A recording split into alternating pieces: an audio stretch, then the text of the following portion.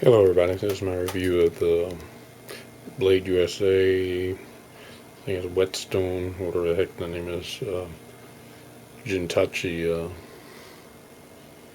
sword. This would be one of the ancient sword reproductions of Japan when they used this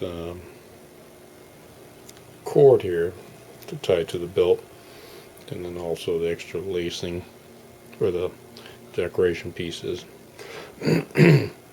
And now this blade here, it arrived with the sheath. There's a crack in it. I don't know if you can see it, but this here was popped up. You can actually hear it when I tap it. It's cracked in here. I'm probably going to send it back. I could possibly glue it.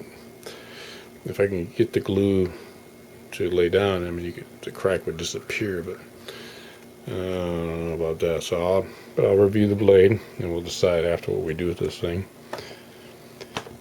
This is one of their El Cheapo. Quality's not too bad, actually. You get this so it doesn't fall down.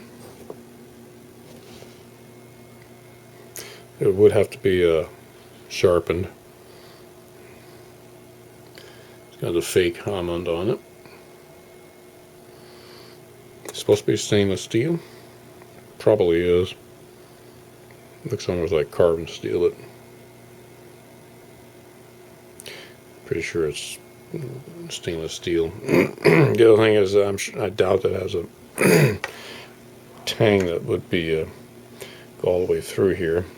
There's no peg, rivet peg that holds it. It's in there, so I mean, this was a $30 sword, so you can't expect much. But you don't really want one where the blade has had the tang spot welded in place. You want it where it's a solid piece, and then it's filed down so it fits into the here, and then the peg riveted or punched through them and then held into place. Otherwise, when they're in heavy use, they could snap right there, exactly where you don't want it. There's a little bit of flex in it.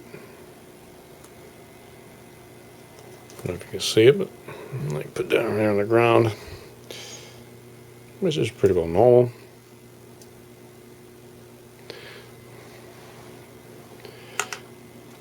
Yeah. Now the sheath, that's the beautiful part. It's got a nice metallic, orangey gold finish. Too bad, and it is real wood.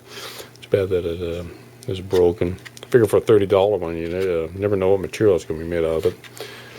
This was made out of real wood, not plastic. It does have a nylon insert in here, but let's just keep the sword from rattling around. But I mean, in case people are wondering, they've never seen a sword like this. Well, this is actually the traditional, really old, I think it's like 900 AD that they had this. The first period was this style. Then, of course, they went to the where they didn't use this. They just had the wrapping of the string, but not where your belt went through. And secured it into place. And if I remember right, yeah, it's held on like this. To your side, goes through your belt, and it's held in that position. So when you pull out like this, your blade will come out like that. And you slide, which is pretty much how they're supposed to be used. And of course, then you flip it around and whatever action you need to do. I mean, I've had real swords from Japan. I've had these fake reproductions. Basically a wall hanger. Not bad. I mean, the only thing, I mean, I could put a nice sharp blade on this thing or glue it, the broken sheath, but my concern would be, after I do all that, is how is it secured in here? I have to take this apart and see if it's a welded on tang here, then it's a no-go. And then basically, because I would not truss it welded on, it has to be a solid one-piece blade, which is how it's supposed to be. But all in all, these are real metal fittings, no plastic.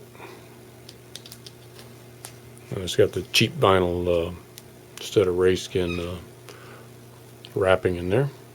It's fine. I mean, you can't expect much for 30 bucks, but all in all, not bad, except for the damage on it. This would be a nice decoration piece. And I guess that's it for this review. Let me see if I can get this way. You can actually see the damage here. Bring it to the light.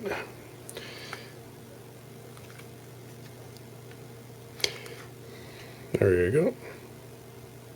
You can probably see it. There you go. Which is kind of crappy. But, you know, that's what it gets when you have stuff shipped. And the box this came in was in mint condition. It's the UPS, or actually the shipper put it in too big of a box, and put the box this one was in, you know, inside the big box right there. And then as this gets shipped, you know, obviously the G-force of this hitting is what causes the blade to slam at the bottom of this and damage it. So lack of padding causes those problems. Oh well, that's the way it is. You never know what you're going to get when you ship stuff until you have it. Alright, well that's it for this, and I might take this apart and see how it's made in there. And that'll be a determining factor if I want to repair it or just send it back. Alright, okay, enjoy the video.